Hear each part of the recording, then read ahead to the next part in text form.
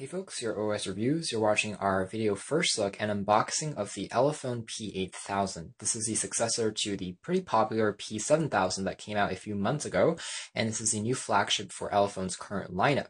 The P8000 has very similar specifications but has a slightly upgraded design with rounded corners as opposed to more square-like corners, and for a phone that retails for under $200 unlocked, it has a very good value for the money. In terms of specifications, we have a 5.5-inch IPS display with a 1080p HD resolution.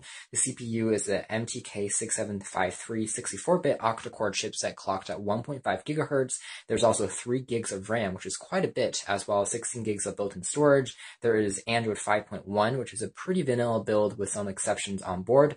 There is a 13-megapixel autofocus-enabled back camera with LED flash produced by Sony, and a 5-megapixel front camera, which is the same as the P7000 model. Bluetooth 4.0, GPS, fingerprint reader, which is a square design as opposed to a circular design, which is a little bit odd. And the battery has been bumped up to 4,165 milliamp hours, which is massive, and it does support Qualcomm's quick charge technology, which is great. And it has 4G LTE support, but it won't work here in the States with T-Mobile, and only works partially with AT&T. That's one of the main concerns that we have, but we'll certainly test it out and see how things run at the end of the day. Taking a look at the box here, we have a pretty colorful and good presentation for, again, a phone that costs for under $200, and it comes in 3 different color tones that matches the iPhone 6. Going ahead and popping things open really quickly, we're going to see some of the contents that we have inside the box. It looks like we have the phone presented right on top. We'll take a look at that in a moment. There is also the addition of a quick start guide that is pretty well documented and comes in English as well as full color. That tells you how to set things up. Again, it's a very stock version of Android 5.1 Lollipop, which is great. The bigger question here is whether or not Elephone will provide an update to 6.0 Marshmallow when that rolls out. There is a second screen protector. One has been already applied on the phone, which is a nice extra. It's a traditional glossy one. It does not come with a tempered glass screen protector, which we saw on the P7000. That being said, the P7000 was also a bit more expensive by roughly $40, and so that makes a little bit of sense. Over here, I have the AC adapter charger. This is the European prong with a USB port and a micro USB cable. There are no headphones included with the P8000, and there's also an adapter inside the box. And that's all the contents that we have. So setting things off to the side and taking a look just at the smartphone here, again, it has a carbon fiber-like look onto the back, and the back cover actually is a little bit stiff and difficult to remove. However, it does give the illusion of a unibody build as opposed to a removable back cover. Interestingly, the P8000 does not have a removable battery, so it's actually fixed inside of a metal component, and Elephone claims that this is why they were able to make the battery capacity a bit larger than the P7000, which was removable.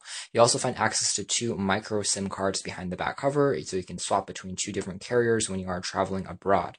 On the back, there's access to the Touch ID fingerprint reader, which is a simple touch-based fingerprint reader that works 360 degrees, just like on the iPhone 6 and the 6 Plus. So essentially, it doesn't matter where you position your finger, it should be able to read it, and you simply put it on it and it's done, as opposed to swiping. On the top, you have access to the aforementioned 13-megapixel autofocus-enabled camera produced by Samsung, as opposed to Sony, which is kind of interesting. And on the sides, you have access to the volume rockers, as well as the power on-off switches. These are also crafted out of metal. This phone definitely feels substantial in the hand. In fact, it weighs over 2 ounces, so it's one of the more heftier smartphones that I've personally experienced. The band here is also crafted out of aluminum, so the company claims this has a very strong build quality and it won't break down, even in the case that you do accidentally drop your phone. On the bottom here, we have access to a micro USB charging and sync port, as well as a microphone, and there are 2 plastic bands that run around it for a better reception quality, and the very top features a 3.5mm headphone jack, and that's basically it, a very clean and modern design. It has some slightly curved edges on the side, so it's a little bit reminiscent of OnePlus 1 series and the Oppo Find 7 in weight and heft. So for a phone that's under $200, it definitely feels a lot more expensive and premium. In fact, I have the Oppo Find 7 over here, which also has a 5.5-inch display.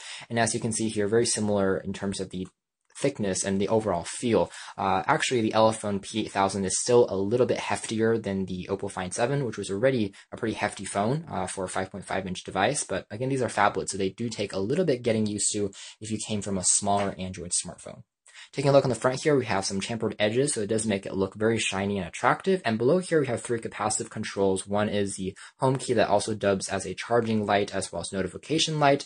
This one actually cannot be customized in terms of color like you could on the P7000. You have access to 2 controls for the back key as well as the menu key. These are pretty responsive, although these 2 controls are not backlit, so you can't really see them at night.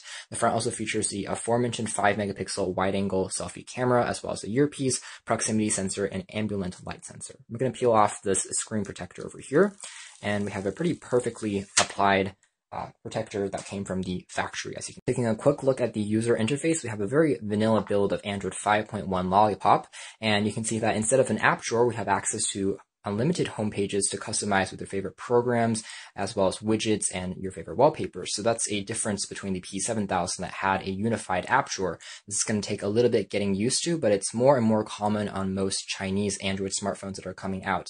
Very similar to the MIUI in that sense, as well as the Apple iOS user interface. It's pretty simple and easy to get used to. You have access to a drag down notification drawer, very straightforward and simple. And you can see that the display here is actually pretty bright and vibrant as well. It seems to be doing a pretty good job of showing off the colors, which seem pretty saturated and vibrant, as opposed to kind of dull, which we found on the P7000. So that seems to be a step up in that department. Viewing angles are also excellent, at least from a first impressions perspective. Something I will say though is that the borders around the display are a bit larger than what you might first expect, and that's because of the color choice here. And when the phone is completely off, it seems like an edge-to-edge design, but when it's on, you definitely notice that it is not. But for a phone that's under $200 unlocked, I still think it looks very classy and elegant. So overall, it doesn't have too much other bloatware installed either. You have access to all the traditional apps, inclusive of Google Maps, as well as YouTube, Gmail, and that's basically it. There's also a brief file manager. And everything else you can install by yourself, including games and other programs that you want to customize your phone with.